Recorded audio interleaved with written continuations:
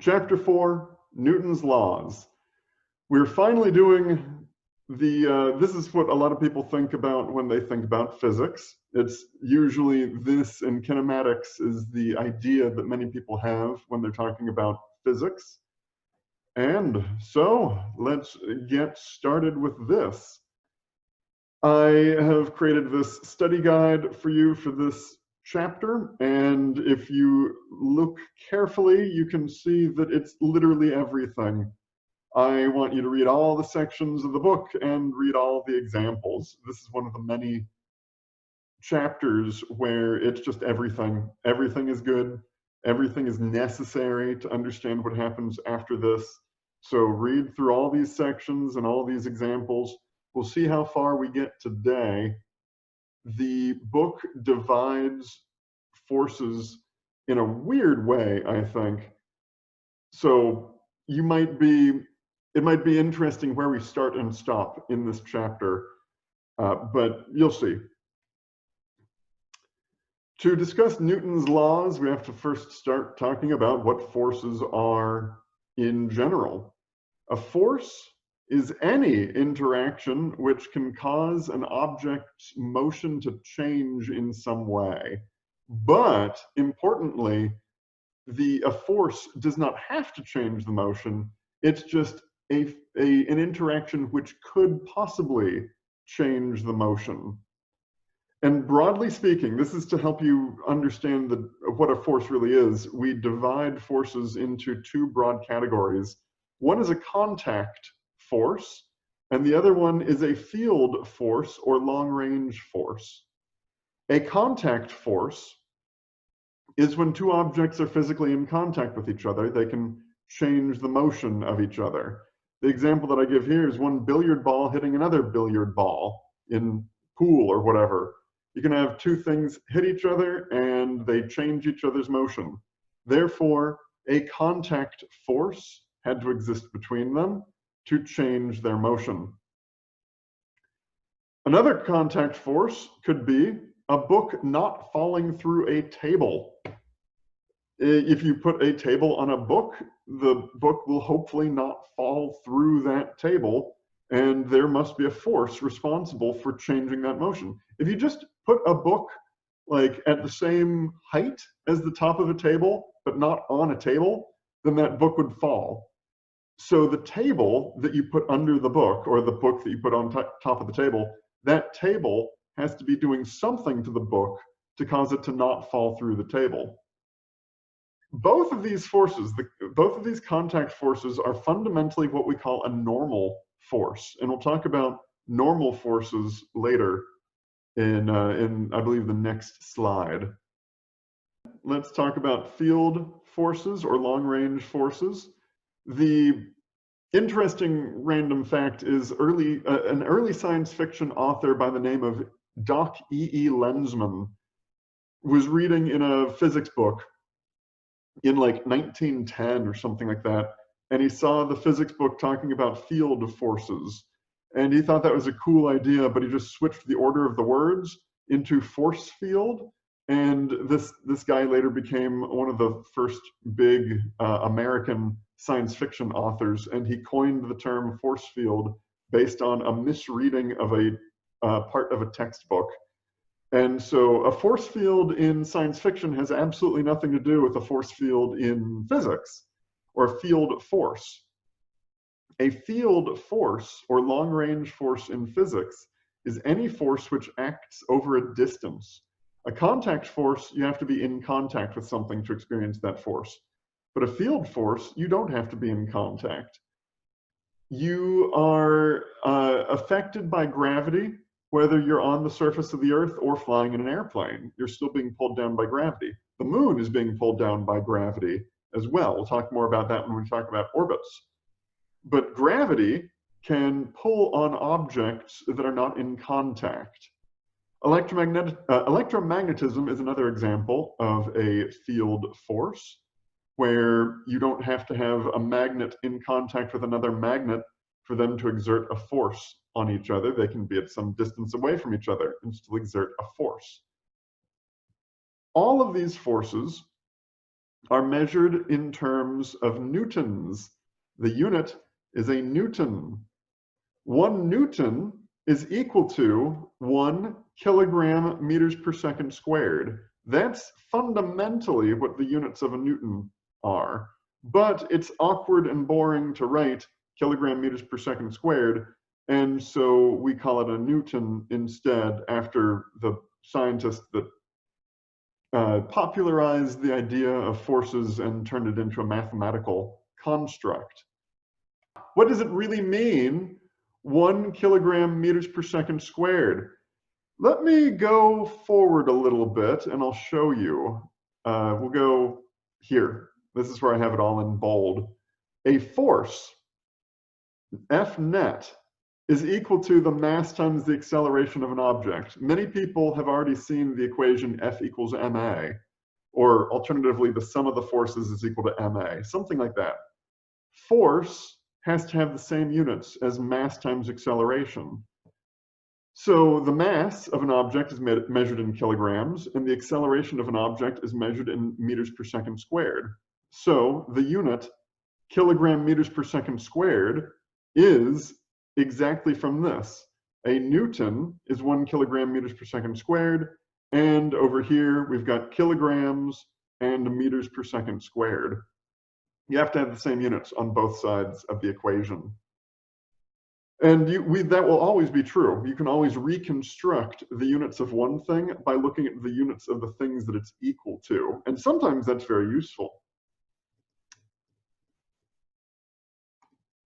There are many different types of forces. One of the most popular forces that we're going to be talking about is a normal force. And I've got some diagrams to help you understand normal forces. But briefly, a normal force is a force that is normal to a surface. So let me demonstrate normal to a surface. I've got my calculator. Then if I push on my calculator, my finger does not go through the calculator. I'm pushing on the calculator, but my finger doesn't slip through the calculator like that. The calculator must be exerting a force against my finger as I touch the calculator. If the calculator is nice and level like that, then I push down on the calculator pushes directly up like that. If the calculator is like this and I push on the calculator like that, then the calculator is pushing on me that way. If the calculator is like that, then I can push on the calculator like that, and it pushes down like that on me, etc. The calculator is at some funny angle, then I push on it that way, it's going to be pushing back on me that way. A normal force is perpendicular to whatever surface is causing that force. I can rest an object, my phone, you can't even see my phone like that. Here, I can rest an object on my calculator, and the calculator has to be pushing up on the object in some way to prevent the object from falling through the calculator. Let's see, is this, well, it's a bit, it's going to slide too much, unfortunately. Perhaps I can use my phone here. Hey, that works a little bit better. Hey, yeah. So I can tilt my phone a little bit, not too much, but I can tilt my phone a little bit, as you can see, and the marker stays on the phone like that. There must be a force that's acting perpendicular to the surface here that prevents the marker from falling through the phone. A normal force is always perpendicular to the surface that it's on. The normal force, Paul asks or says, the normal force is always exerted at a 90-degree angle. Yes, the normal force is always at a 90-degree angle to whatever surface you're on. Imagine standing up on a ladder and pushing on the ceiling. If you push on the ceiling is pushing back down on you, and the ceiling is, above you, obviously. A lot of people have this misconception. Let me address this misconception, and understanding that misconception might help you. A lot of people think that the normal force always just points up. Usually, the normal force points up, except when something is at an angle. Then it's going to be perpendicular to whatever plane that is. Imagine if the normal force always pointed up and you stuck your hand up on the ceiling and like pushed up on the ceiling. Then the normal force of the ceiling would like pull your hand up through the ceiling, like through the roof or something like that. Obviously that doesn't happen. You push on the ceiling pushes back down on you perpendicular to the ceiling. It does not suck your hand up with an upward normal force. I think that's really interesting, and it's important to remember that the normal force always points perpendicular to the surface. Normal, in a mathematical sense, literally means perpendicular. The original mathematical definition of the word normal really does mean perpendicular to a surface. So when we say a normal force, we're not talking about it being ordinary or common. We're talking about it being perpendicular to a surface. That's a good thing to remind yourself about when we talk about normal forces. There's no abnormal forces out there. Normal literally just means perpendicular to. Other questions? So if there's no force, would your finger go through the calculator? Theoretically, yes. If we could set the normal force to be 0 on an object, if we could magically set it to be 0, then there'd be nothing to resist my finger going through the calculator. We will see in not too long, well, I guess we already did see that F equals ma, more specifically F net, where the net force is equal to the mass times the acceleration. If the only force, say like this, if the only force on this marker is gravity, then it should accelerate down at 9.8 meters per second squared. An object will accelerate based on the forces on that object. Force equals mass times acceleration. So if the only force is the force of gravity, it must have an acceleration. And so it just goes right through the calculator. So the calculator has to exert a normal force on the marker to prevent it from falling through. One way to think about this is there could be a maximum limit to the amount of normal force that an object can exert. If you exceed that normal force by pushing down so much, then you can break that object and then your hand goes down, or if you put a really, really, really heavy marker on it, so heavy that it breaks the calculator, then the weight, the force of gravity on this object exceeds the maximum normal force of the calculator and the object falls right through. That's more of a materials science thing. You will learn more about materials science in your materials science courses that you take as engineers or whatever you are. And so we will not concentrate very much on the materials science aspect of that part of the normal force. For this class, we're going to assume that everything is perfectly strong and durable and unbreakable. Nothing that we talk about in this class will break because you exceed the normal force on it. We also have the force of friction that we can talk about. We will actually go over the force of friction probably on Thursday, I'm guessing. So I'm going to briefly skip friction because we'll talk about it in a lot more depth later. We'll mention friction in a bit, but the important thing to remember from friction is friction almost always points in a direction to oppose your direction of motion. That's not always true, but usually friction is pointing opposite the direction of motion or the direction of desired motion. Gravity. We all know gravity. It's the thing that pulls us down to Earth.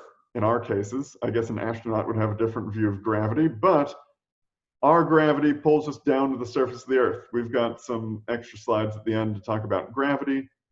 And so I guess we'll do that then. There are other forces, like buoyancy, for example. Buoyancy keeps boats afloat. It prevents things from sinking in the ocean. There are magnetic forces and electrical forces that we will discuss at length in Physics 2.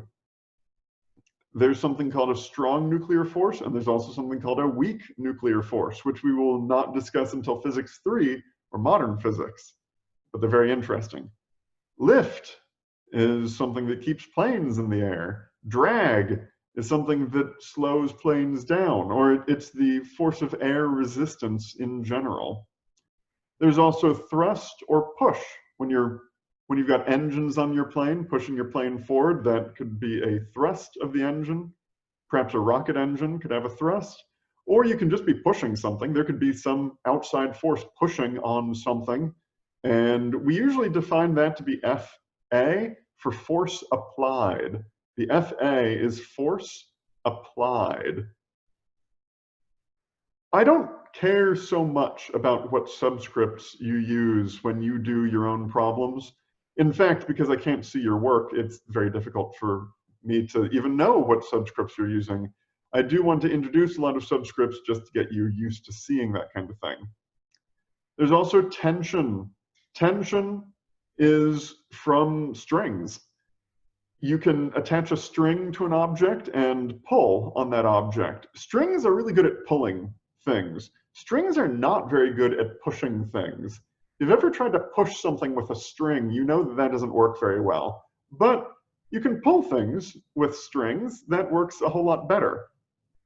That means that tension, the tension of a string tied to an object, well, that direction of that force will always be in the direction of that string. All of these forces have directions. Every single force in the universe has a direction to it. Of course, depending on the setup of your problem, you might have a different direction that you're looking at in one case versus another case. But forces are vectors because they always have a direction. Oh, the ones to worry about later, well, probably buoyancy we'll talk about just a tiny bit in this class. Magnetic and electrical forces is Physics 2. Strong and weak nuclear forces is modern physics. Lift and drag really is probably going to be aerospace engineering kinds of classes. But the rest we'll deal with this semester. Okay, so normal, friction, gravity, thrust, push, and tension. Yes.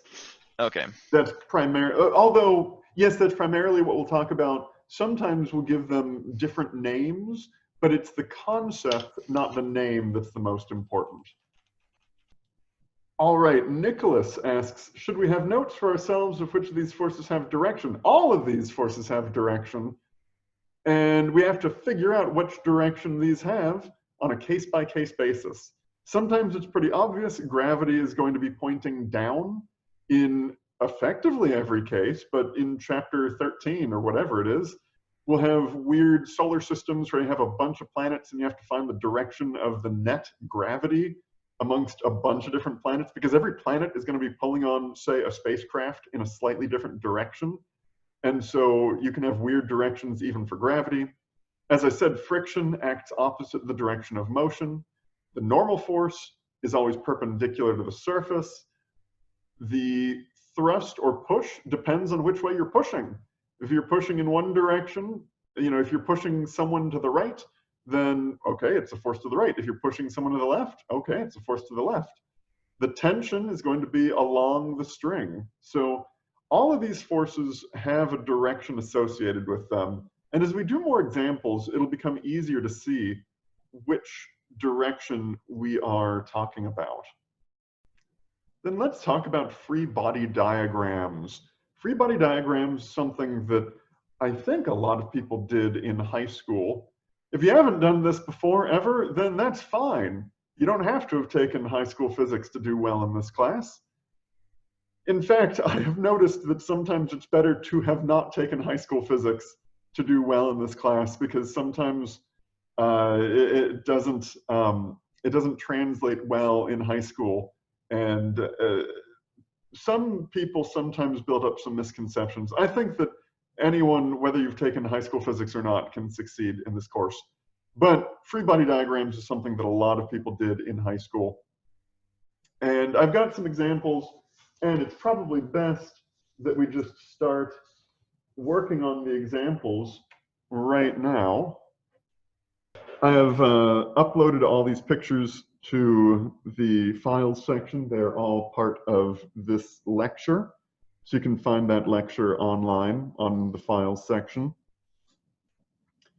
A book on a table. A free body diagram lists all of the forces acting on an object. You have to pick an object for the free body diagram to be made for. So a book on a table. Well, let's pick the book. Let's draw all the forces acting on the book, which is on the table.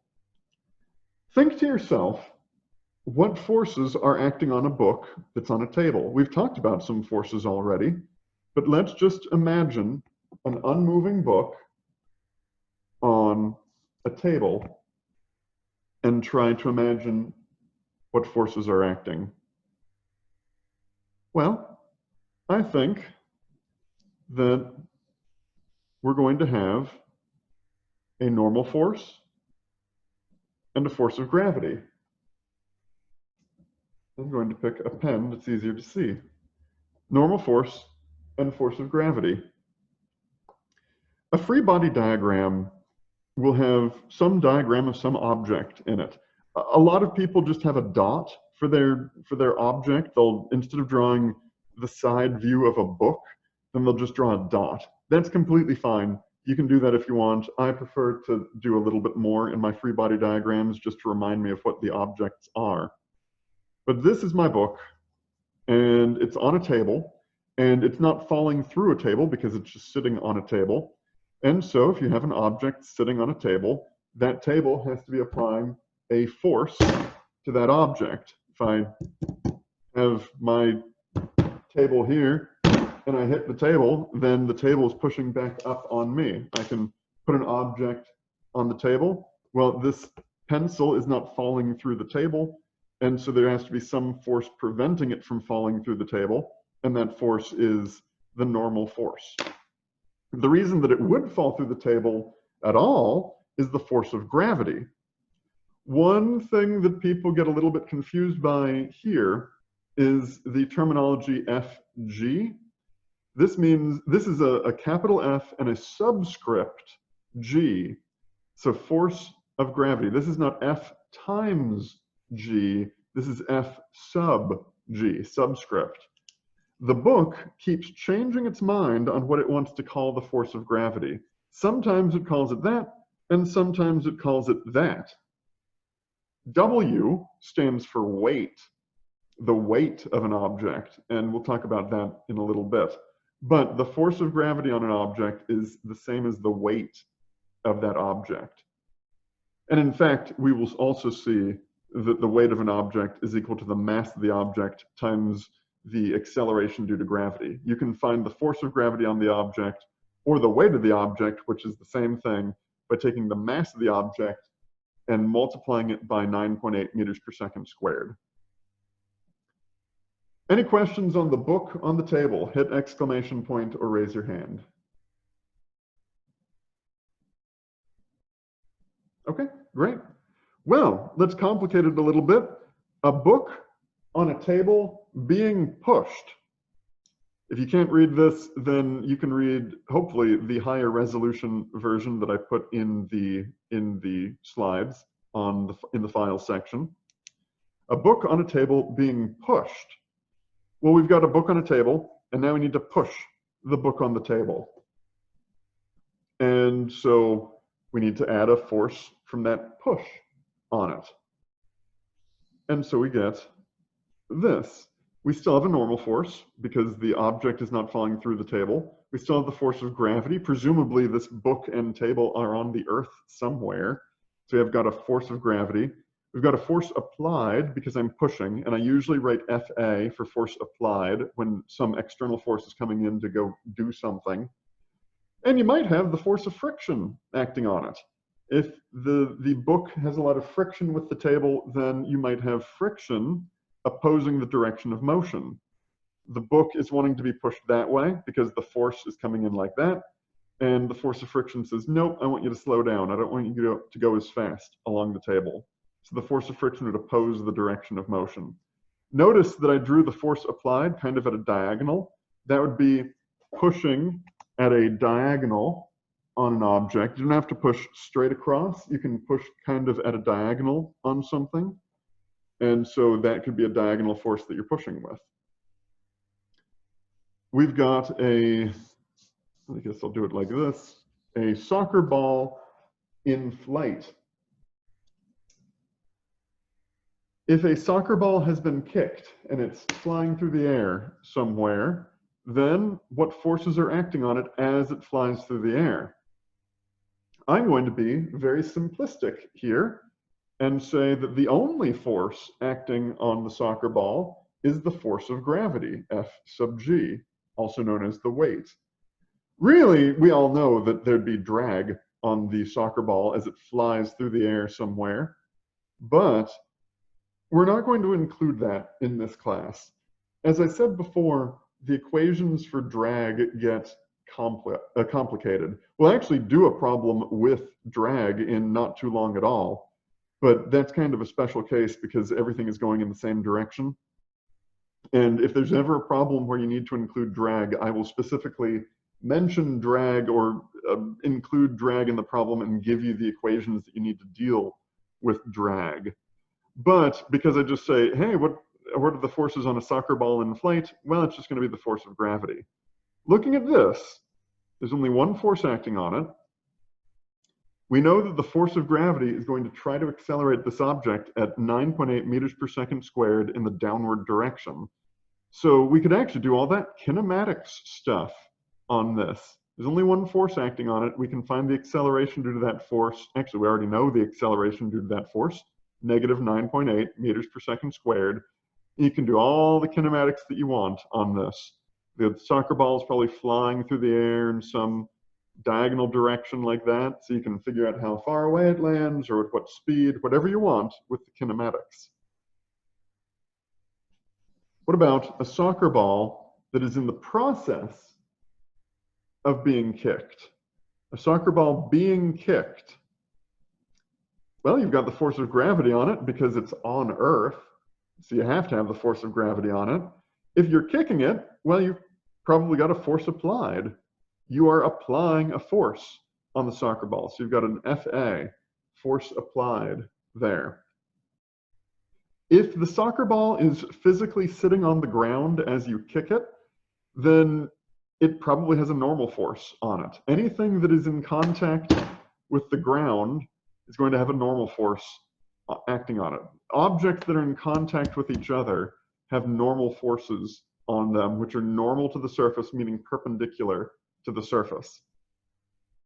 We've also got, well, I already had the force of gravity. So if the soccer ball is not on the surface of the Earth, if the soccer ball is already in the air and you kick it while it's in the air, you would not have a normal force acting on that soccer ball because it's not on a surface. The only surface that it's on is the surface of your shoe, I guess, and we're calling that the applied force. Notice that the applied force in this case is kind of a normal force. The reason that you're able to push the soccer ball with your foot is because it's on your foot, and that's kind of a normal force acting on it because the soccer ball can't pass through your foot, and so it has to be a normal force. So sometimes a force applied actually is a normal force, but when some intelligent person, some entity is doing something on purpose, we usually call it an applied force, even though it structurally is kind of a normal force. The names that you call these things is not as important as what they really are. Question: no friction from the foot that kicks it? There might be friction from the foot. If you're kicking it, maybe trying to spin it or something, then you have to apply friction from your foot on it to make it spin. So yes, friction could also be part of this. If that is going to be an important part of it, then I would include that in the question. This is something that we have to kind of get a sense for. And I'm hoping that doing enough example problems will help us all get a sense for these things. Physicists have an interesting way of viewing the world. We simplify things whenever we can because we're fundamentally lazy. And so I'm trying to teach you how to be lazy, as I've said, to help you be most efficient at all this stuff. Generally speaking, we probably won't need to include friction from the foot, or really we'd probably roll it into the applied force. The friction from the foot would become just part of the applied force in this case. I hope that doing more examples with this will help you understand when we include certain things and when we do not. Here's a tough one. Think about all the forces of a magnet on a refrigerator. That is that's a challenging one. Okay, it's a magnet. Magnets are made of like real material, so it's got gravity acting on it. Okay, that's one force. I'll give you a hint. There's actually 4 forces acting on the magnet on the refrigerator. One of them is definitely gravity, pulling it down. Is there normal force acting on the magnet? Well, probably, because it's in physical contact with the refrigerator. Yeah. So if 2 objects are in physical contact with each other, it's safe to assume that there's almost certainly a normal force acting from one to the other. If there's not a normal force, we might be just calling it a force applied like that, but fundamentally it's the same kind of thing. Well, it's a magnet on a refrigerator, so there's probably a magnetic force acting on the magnet. And there are magnetic forces. We'll learn more about that in physics too. And as Nicholas is saying in chat, there's also friction acting on the magnet. Let's look at all these in context. Here is the refrigerator. Here is the magnet that's on the refrigerator. This is a side view of what's going on. We've got the magnetic force that's pulling inward. The magnetic force tries to pull the magnet inward towards the refrigerator. For historical reasons, the abbreviation for magnetic force is FB, F sub B, which is really annoying because it's the same thing for buoyancy. And so how do we tell the difference between a magnetic force and a buoyant force when we're doing math? Well, we ask ourselves, are we in the water or do we have magnets? That's the only way to tell the difference if it's a magnetic force or a buoyant force. I don't really know the real reason why it's like this. That definitely exists. If nothing else existed, if the only thing that existed was the magnetic force, then what would happen to the magnet? Well, it would start getting accelerated out this way. If the only force acting on an object is some force going to the right, then the acceleration must be to the right. We already looked at that equation, F equals ma. If there's an F on an object, there has to be an A for that object. So if the only force is magnetic force, then the magnet gets pulled into the refrigerator, inside the refrigerator, which you know does not actually happen in real life. There has to be a force counteracting that magnetic force, and that's the normal force. The refrigerator says, hey, I want you to be friends with me. The refrigerator tries to attract the magnet. But then when the magnet actually hits the refrigerator, it's like, well, I don't want to be that good of friends. And so it says, yep, I'm stopping you right there with a normal force. So the refrigerator is physically attracting the magnet and repelling the magnet at the same time with a magnetic force and a normal force. Let's assume that all this is happening on Earth, and so you have a force of gravity pulling down on the magnet. And let's say that those were the only forces acting on it, the normal, the magnetic force, and the force of gravity. Well, then this magnet would have nothing to counteract the force of gravity, and the magnet would slide down the refrigerator because there's no force to cancel out that force of gravity. And so we have to also have a force of friction that counteracts the force of gravity and keeps the magnet from sliding down the refrigerator. This is interesting. If you ever stop to consider what is the actual force that keeps the magnet on the refrigerator and not sliding down the refrigerator, the force that actually keeps the magnet from sliding down the refrigerator is not the magnetic force, it's the force of friction that keeps the magnet from sliding down. The magnetic force just attracts it to the refrigerator, but the friction is the thing that opposes the gravity to keep it from falling down. What about a plane, an airplane? What are the forces acting on an airplane? This is probably something that if you're an aerospace engineer, you probably know pretty well. There's lift and drag and weight and thrust that act on an airplane. And I'm sure a lot more forces besides that, but it usually gets translated, simplified into just these four forces. Lift is the thing that counteracts the weight of the airplane. Lift keeps it up while weight tries to pull it down to earth. Drag counteracts the thrust. If you turn off your engines and your thrust goes to zero, your plane will slow down at some rate, depending on the drag on your airplane. The Newton's laws can be summarized like this.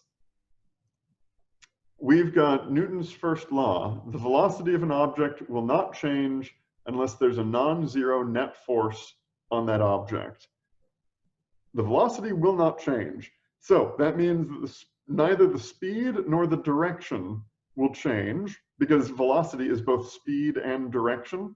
So the velocity will not change. So no change in speed, no change in direction, unless there's a non-zero net force on that object, unless you have some force coming in, force or forces, creating a non-zero net force on that object. Newton's second law says that the net force, or F, the force, is equal to the mass times the acceleration of an object. And we'll talk about this in more detail in a few slides. The original way of defining this law is that the acceleration of an object is proportional to the force and inversely proportional to the mass. So the acceleration of an object, A, is proportional to the force. So if you increase F, you increase A. And inversely proportional to the mass. If you increase m, you decrease a. If you have something that is very, very massive and you use some force on it, the acceleration is probably going to be less than it would be if you had a much lower mass. A much lower mass with the same force will accelerate more. So acceleration is proportional to force and inversely proportional to mass. And then Newton's third law, which is probably the most famous, for every force or action, there's an equal and opposite force or reaction. The original way of defining Newton's third law involved the word action.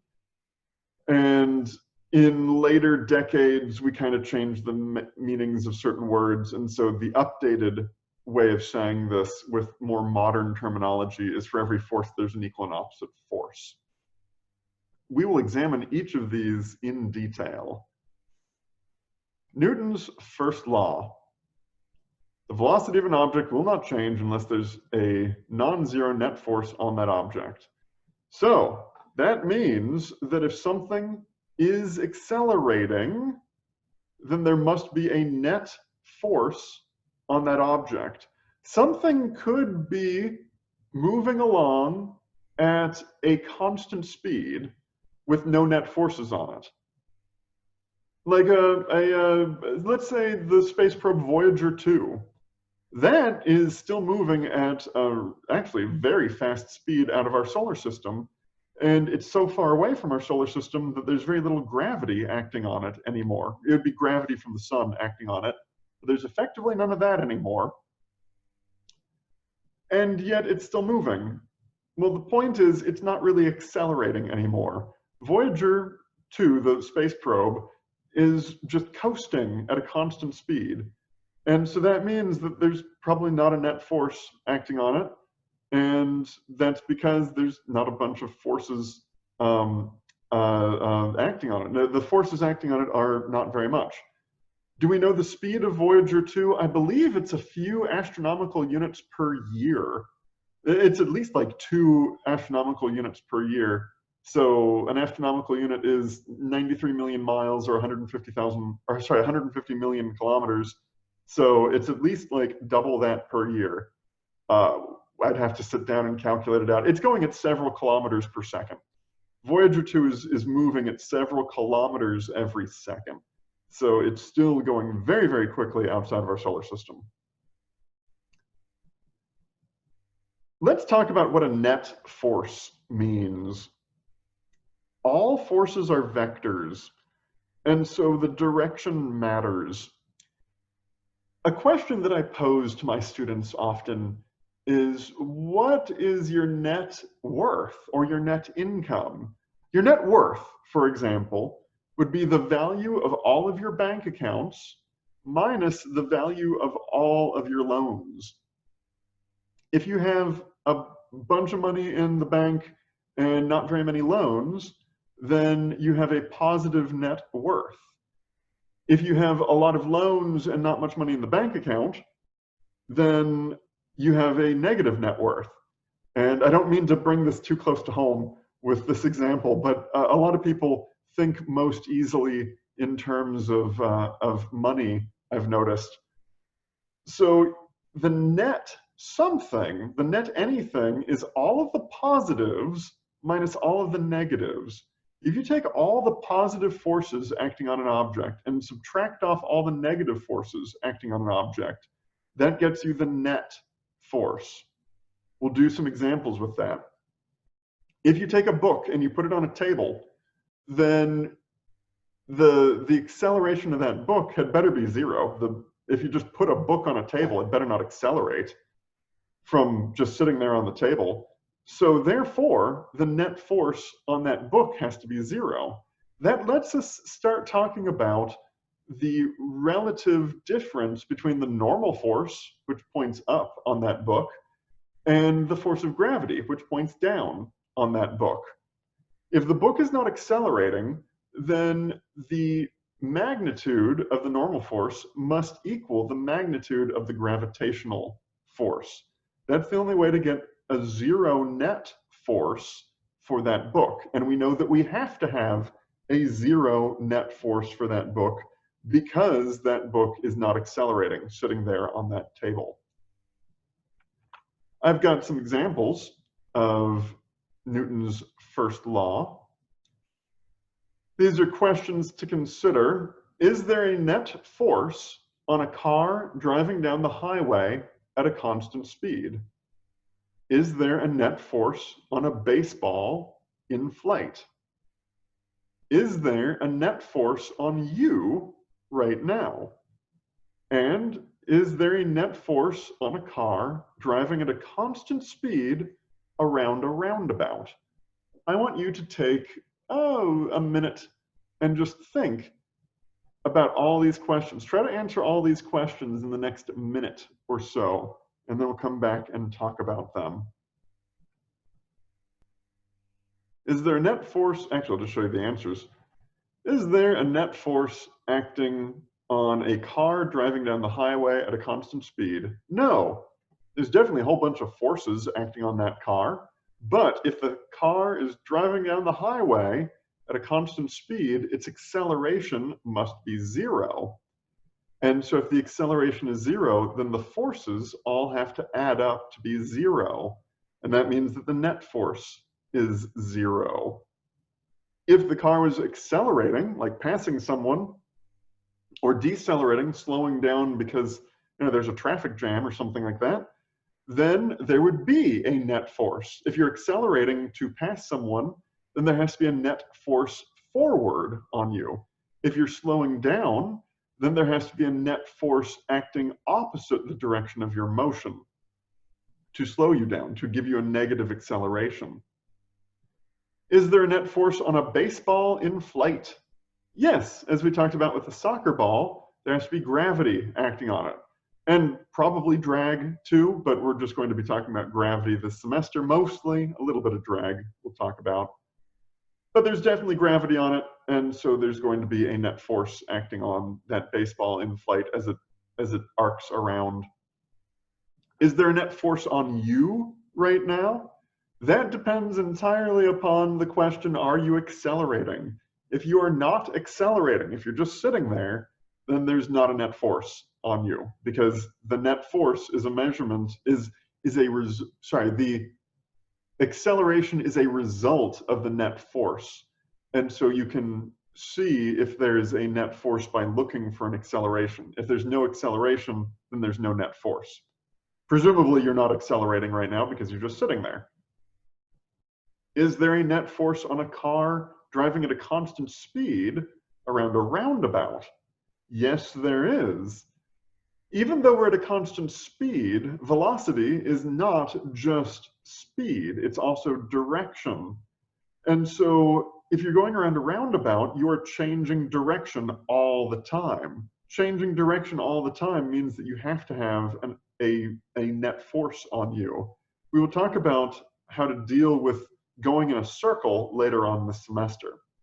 We've got 2 questions right now from you. I'm running a marathon right now. What are you talking about? Yeah, if you're running a marathon, actually, this is an interesting point. If you are going at a constant speed in your marathon, if you're running around at a constant speed, then you actually have a net force of 0 on you. The friction of the air and the road and all that will exactly counterbalance your forward acceleration from running. So if you're running at a constant speed, you still have no net force acting on you. It's I kind of think it's funny that you can be running a marathon and yet have no net force acting on you. If you're speeding up though, say you're starting the marathon, you're starting off from 0 speed and increasing your speed, then you do have a net force on you because the forces of drag and such are being overwhelmed by your force of your legs, I guess, pushing yourself forward. That's to speed you up. So yeah, it's an interesting subtlety right there, I think. Another question, are you considered accelerating if you're sitting in a moving car? It's the same kind of conditions there.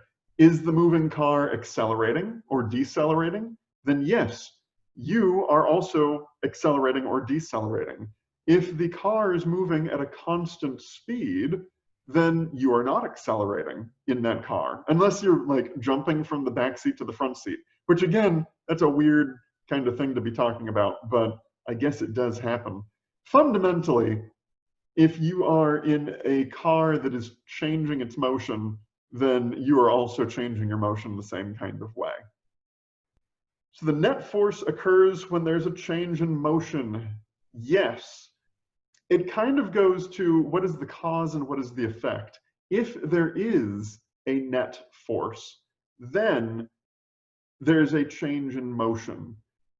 A change in motion is a symptom of a net force. So if you see something which has a change in motion, you know that there has to be unbalanced forces on it. If it's accelerating that way, then you know that the force this way has to be greater than the force this way, like that. If it's accelerating that way, then this force has to be greater than that force. This force might be 0. In fact, the force opposing the direction of motion might be 0 if there's no friction, no drag, anything like that. And so if you have something accelerating, changing its motion, getting faster and faster that way, then yes, you've got a net force. If you've got a car moving at a constant speed, then there is no change in motion. The motion is constant going that way, but there's a change in position. The position is always changing, but the motion, the velocity, is staying the same.